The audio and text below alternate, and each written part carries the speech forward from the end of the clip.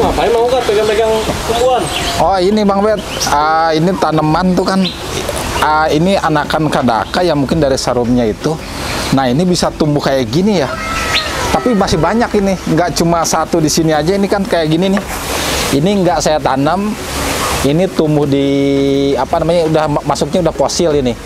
Nah ini udah tumbuh, udah banyak kayak kadaka. Ini ada 2 jenis kadakanya. Nah ini sekarang di sini tuh banyak tumbuhan kayak pohon tanaman-tanamannya kayak gitu, bisa tumbuh kayak di batu secara apa tanpa ditanam juga sama saya gitu. Nah, berarti ya? Iya betul. Jadi di sini tuh sebagian ditanam dan sebagian ada juga yang nggak ditanam tapi tumbuh secara alami kayak gitu. Nah ini juga nih. Ini pohon salam, emang di sini ada ya pohon salam ini. Di sini ada berapa pohon, mungkin bijinya itu bisa dimakan sama burung-burung. Di sini kan banyak pemakan buah. Nah ini jadi si bijinya itu mungkin di pupnya itu ya, pup si burung itu kan bisa di mana aja kalau burung tuh ya. Nah ini bisa tumbuh di sini. Nah sekarang kita jalan lagi nih, masih ada nih tanaman tumbuh secara alami di apiari. Contohnya kayak di area batu-batu ini nih. Nah ini nih. Nah ini namanya kalau di daerah Sunda itu namanya paku-pakuan, kalau ini pakis. Nah ini pakis tuh bisa ada berapa jenis. Nah ini jadi tumbuh ini enggak saya tanam, enggak apa. Jadi emang karena si batu ini kan ada mengandung kayak zat buat apa penerima tanaman kayak gitu. Nah itu kayak ada sejenis tanaman, ada suplir juga ini tuh. Ini suplir tuh. Ini suplir tuh enggak saya tanam, ini mungkin dari batu ini, batu laparok. Nah ini bisa tumbuh subur kayak gitu. Kenapa? Oke. Kira-kira mau gak bisa tiba-tiba tumbuh tuh kenapa? Nah ini kan batu laparok ini kan sifatnya apa namanya tuh dingin, lembab kayak gitu. Nah itu bisa diselimutin sama lumut dan sama tanaman-tanaman liar kayak pakis ini. Ini subur banget ini. Keren. Kita mungkin masih banyak ya tanaman-tanaman di sini yang tumbuh secara alami di apiari ini. Nah ini juga tumbuh karena di sini kan sebelumnya di sini kan gersang sebelum apiari jadi. Nah sekarang itu udah benar-benar lebat banget apiari itu, udah tertutup sama tanaman-tanaman yang gede, udah rimbun, udah subur juga. Jadi si tempatnya itu lembab. Jadi tanaman-tanaman yang apa namanya disebutnya semi indoor ya ini. Jadi disebut semi indoor tuh bisa tanaman pakis itu bisa tumbuh-tumbuh kayak tanaman sejenisnya yang lain-lain juga. Nah ini, yuk kita sambil jalan lagi nih. Mantep juga ini, keren tuh. Ini lumut. Ini lumut tuh biasanya itu orang-orang Paludarium tuh paling seneng kena lumut kayak gini. Nah ini di sini tuh tumbuh. Emang sebelumnya ada sedikit. Nah kayak gini tuh bisa menyebar karena si batu itu batu laparok ini kan lembab, jadi bisa menyebar, bisa kemana-mana. Nah ini contohnya nih, keren banget tuh, sampai apa namanya pakis juga. Nah ini pakis juga secara tumbuh alami juga di sini tuh. Nah ini lebih keren lagi tuh. Nah ini kita naik lagi tuh di pinggiran Adabra. Ini secara tumbuh juga tuh banyak, ada pohon salam. Ini kan disebutnya tanaman amplas ya, pohon amplas. Ini sama sekali di sini nggak ada pohon amplas. Nah ini di sini bisa tumbuh di area di sela-sela batu laparok ini. Tuh ini juga hampir mirip sama waktu itu Kang Dodi Baduy itu Bandung. Ini namanya waktu itu pernah ke sini, cuma nggak ngekuat lama karena ya mungkin ini bisa tumbuh lagi. Emang kalau namanya ini tanaman totongoan, kalau di daerah Sunda itu namanya totongoan.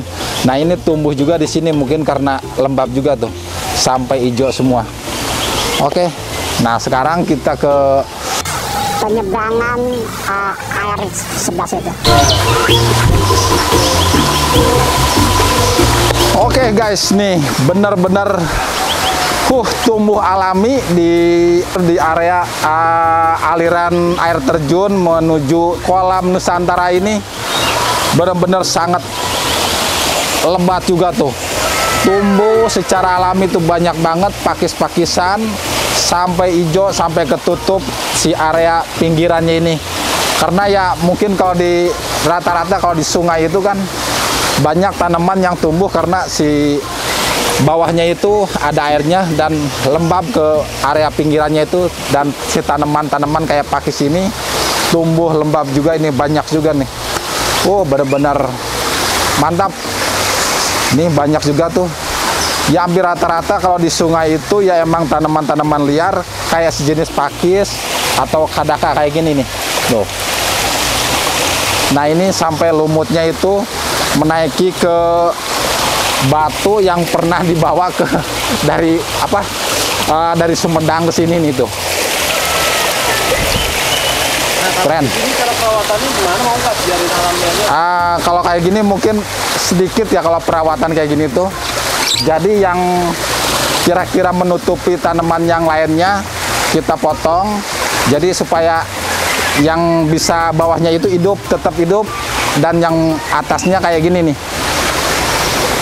Ini ntar bisa dipotong juga, jadi yang bawahnya ini tetap bisa hidup. Nah itu mungkin kalau kayak gini tuh nggak terlalu banyak trimming tanaman juga, pohon-pohon kayak gini, pinggiran kayak gini, biar secara alami kayak di alamnya aja. Nah sekarang kita udah puter-puter dari sebelumnya, dari bawah rumah pohon, tanaman-tanaman yang tumbuh secara alami di apiari. Dan sekarang kita nih di area pinggiran kura-kura sulcata ini. Nah ini jenisnya mungkin ada berapa jenis juga ya, namanya pakis itu.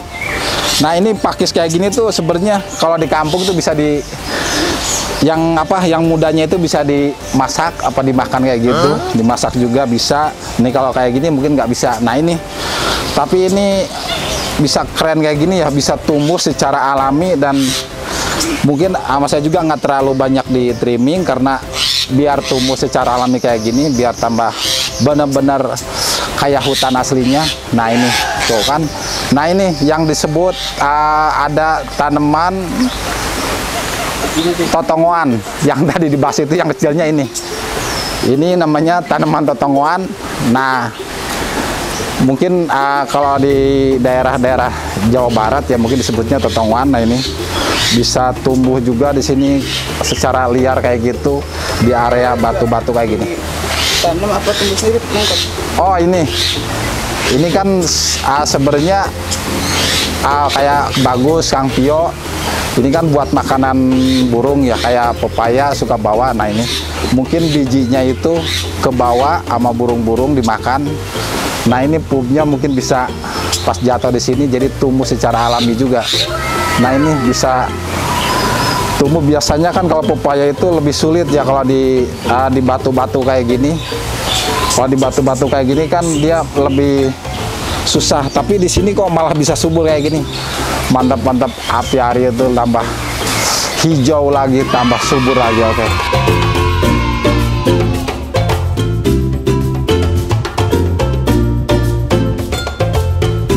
Nah ini totongan, dan di bawahnya juga ini tumbuh pohon beringin. Nah ini pohon beringin ini. Nah emang ini pohon beringin ini Bang. Beringin batu.